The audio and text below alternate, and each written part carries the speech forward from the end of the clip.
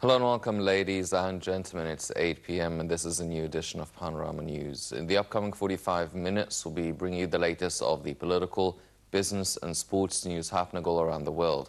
I'm Henny Sif. I'll be your host for tonight, and we'll start off with the political news.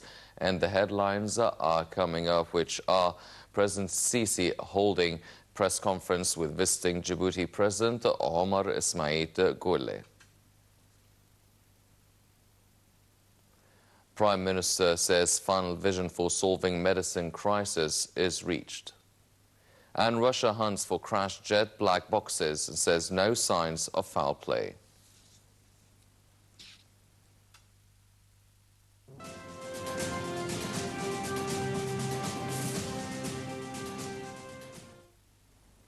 Welcome back. President Abdel Fattah el-Sisi held a joint press conference with visiting Djibouti President Omar Ismail Guelleh at the presidential headquarters in Cairo on Monday. President el-Sisi said that various fields, and the president said that deals and MOUs signed reflect the keenness on mutual cooperation. We have the details with Nile TV's Linda Abdelatif. President Abdel Fattah el-Sisi received Djiboutian President Ismail Omar Guelleh at the Ittihadiyya Palace, where the welcoming ceremony took place. Following that, both leaders held a joint meeting that was followed by an expanded meeting that was attended by officials from both sides. And afterwards, both presidents witnessed the signature of 7 MOUs and agreements. The MOUs include the fields of trade, health and medicine, technical education, exhibitions and international markets membership, the importation and exportation of livestock meat, as well as an MOU between the Suez Canal Authority and the Djibouti Ports and Free Zone Authority. That's besides a technical and economic agreement. And following that, both leaders held a joint press conference. For his part, President el-Sisi expressed Egypt's appreciation of Djibouti's supporting stances within the African Union Peace and Security Council following the 30th of June revolution, adding that such a support reflects the strong and deep distinguishable historical relations that gather both countries. The president also emphasized on Egypt's keenness on enhancing relations with Djibouti in all fields, especially the economic and trade ones. The president also referred to Egypt's continuous support for Djibouti in the development fields and capabilities building through the Egyptian Agency of Partnership for Development. The president also stressed that the fundamentals of Egypt's foreign policy is based on non-interference in the affairs of other countries, pointing out that Egypt is keen on intensifying coordination and consultation with Djibouti about the challenges facing the Red Sea and the Horn of Africa area. For his part, Djiboutian President Guelleh expressed his appreciation for the warm welcome, emphasizing on the historical relations between both countries, hailing Egypt's support for Djibouti since its independence.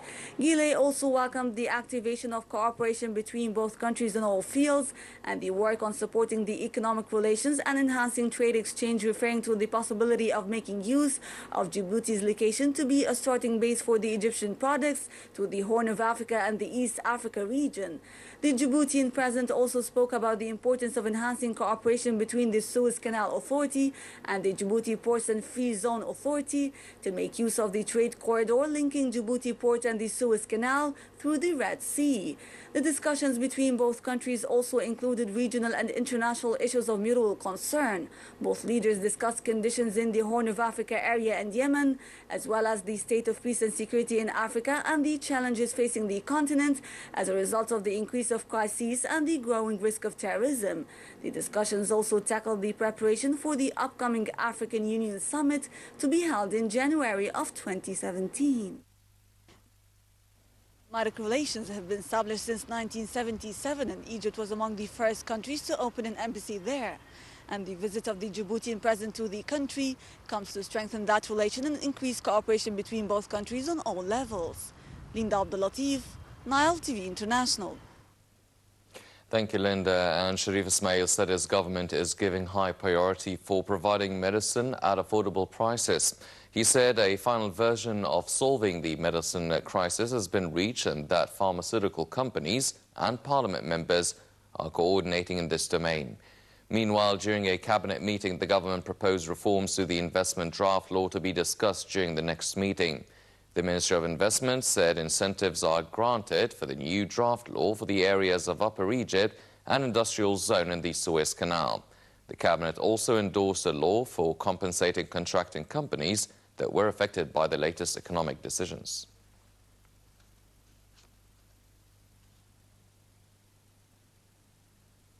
Foreign Minister Sameh Shoukry received on Monday French Minister of State for Francophone and Development, Jean-Marie Le Guen.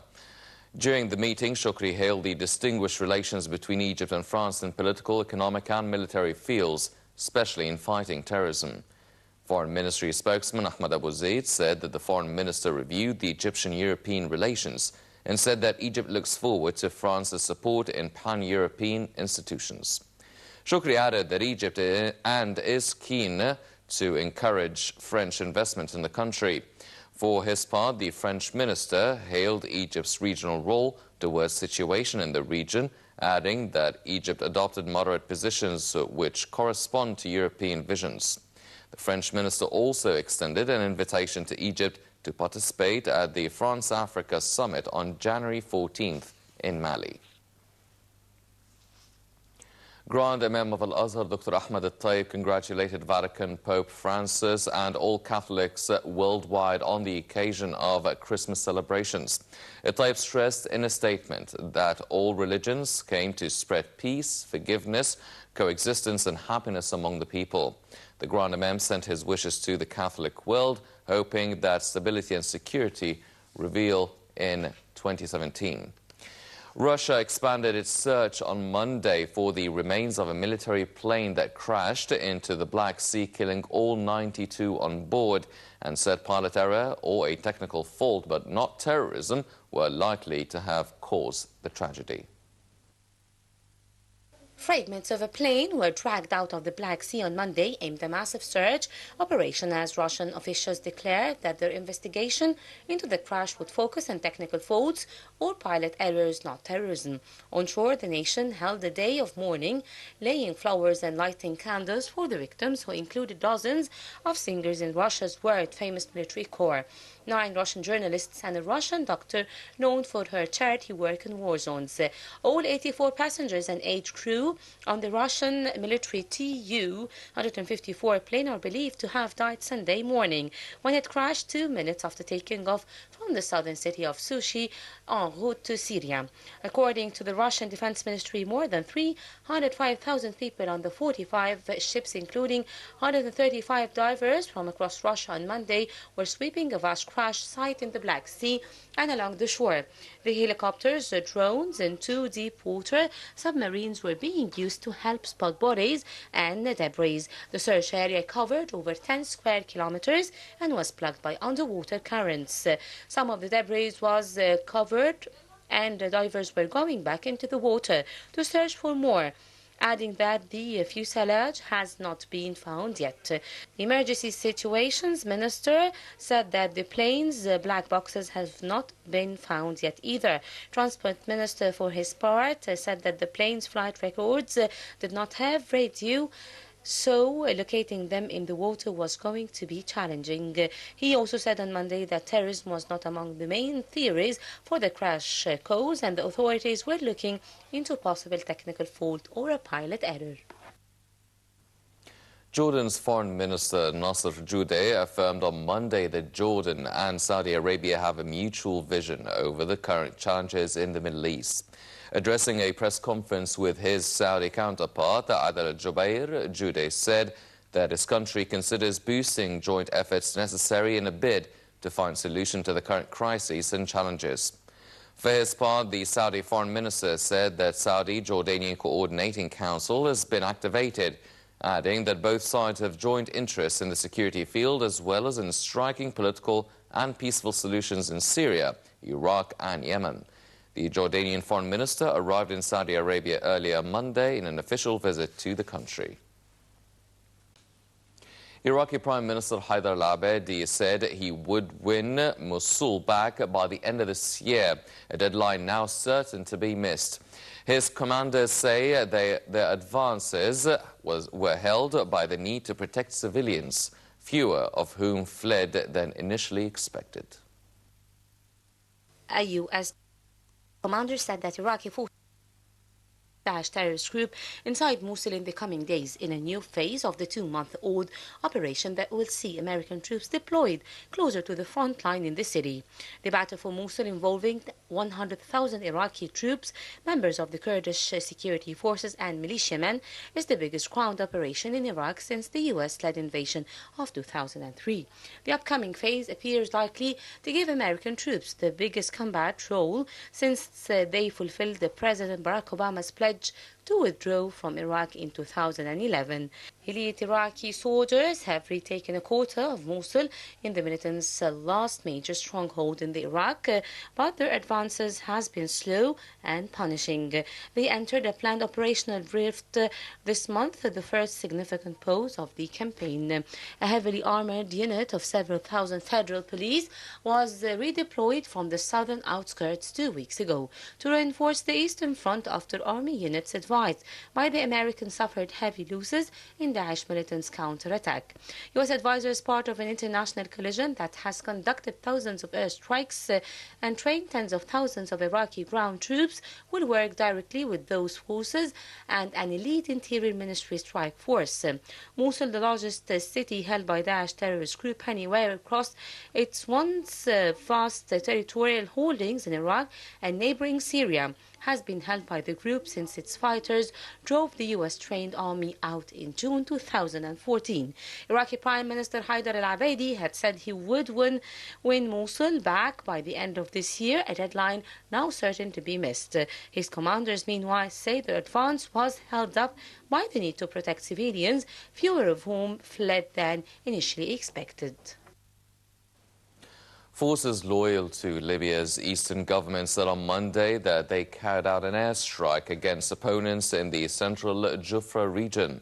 Spokesman of the eastern-based Libyan National Army, Ahmed al-Mismari, said the strike had targeted a camp used by the Benghazi Defense Brigades, a force that the LNA has previously clashed with. The LNA and the BDB are on opposite sides of a conflict in which two loose and shifting alliances have battled for power in Libya since 2014, aligning themselves with rival governments in Tripoli and the east. The LNA carried out airstrikes this month to repel what it said was an attempt to recapture oil-caressant ports it took control of in September. 10 Israeli occupation officials and 65 Jewish settlers forced their way on Monday into Jerusalem's Al-Aqsa Mosque compound from a gate that is the nearest to the part of the mosque's western wall known as Burak Wall. The provocative visit came as settlers celebrated a Jewish holiday that began yesterday and continues for a week. Over 100 settlers on Sunday stormed the open courts of the mosque, prompting protests by worshippers. With the aim of encouraging university students to be more creative, a fashion show was held in which a number of students took part and presented outfits they designed themselves. Nile TV's Basma Taha was there and filed in this report. Within efforts to encourage students to be creative, a fashion show was held in which a number of Egyptian and African students at Faculty of Mass Communication took part. They showed a number of clothes that they designed themselves. They said they are really excited because of such a lovely experience. Well, this is a class I'm teaching about fashion show. It's interior design and fashion show. My part is the fashion show. I wanted the students to do something creative, meaning that whatever you're gonna see today will be their own. They made it themselves. They got the material. They just show me the idea before they go ahead so that things will not be ready-made and people will not believe it. I have an African student, the rest are Egyptians. Everybody thought about something. We have t-shirts, we have shawls, shoes, ice caps, variety of things I'd like that you would see. We have about 16 models here in the class. Some of them worked with them, and then the other is gonna show, the work itself. And I hope the people watching, they will love it, as I did. Some of the students said that they faced some obstacles while preparing for the show, but they were able to overcome them. Yeah, the difficulties is that for the design, during the design, I faced some difficulties because it's very difficult to get the design and it's handmade. I have to use my hand to sew it, so it's kind of difficult. But alhamdulillah, I got to destination that I want, that I desire, and I'm so happy about it. I'm presenting this T-shirt. It's handmade. I used colors to draw on this T-shirt with brushes and some other materials like this materials. Just what else? That's it. Holding such events will indeed encourage students to express themselves and show their talents. Fashion shows are held in order to show the attendees the recent fashion trends. This fashion show reflects the great artistic talent and creativity of the students, wishing such events would be held on a regular basis. Basma Taha, Nile TV International. These were all the political news we have for now, and now it's time for all the business and economic updates with Rana Qassas. We'll be right back.